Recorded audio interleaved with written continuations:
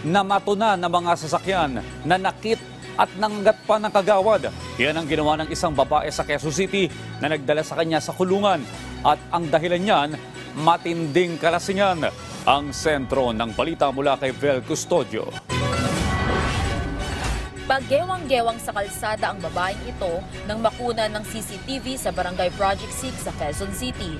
Tila nakikipagpatintero siya sa mga dumadaang sasakyan. Nakunan din ng CCTV na may pinulot hanggang sa ibato niya sa isang sasakyan. Ang nasa pool ng CCTV, bangag pala sa alak. Pero nang arestuhin ng barangay, mas lalong nagwala ang lasing. Lugar niya, paano ko gagawin yun? Lugar na nagpawala ka nga. Nagawa pa nitong sipain ang maselang bahagi ng katawan ng rumesponding opisyal. Kumalma ka kasi. Kahit ako babae, di makalapit sa'yo kasi yung ginawa mo kanina. Buti hindi mo ako napuruhan sa sampal. Walang ibang...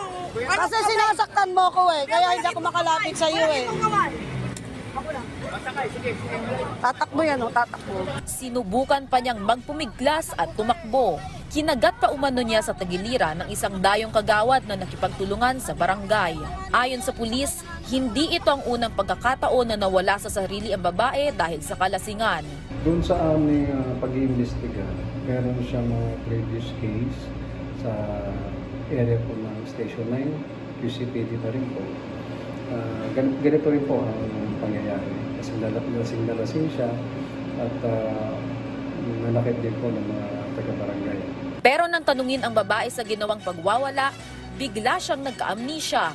Nayaya po kasi ako nun, ma'am, nung kasama ko. Hindi ko po na matandaan, ma'am. Huli ko lang po natatandaan, kumakanta lang po ako.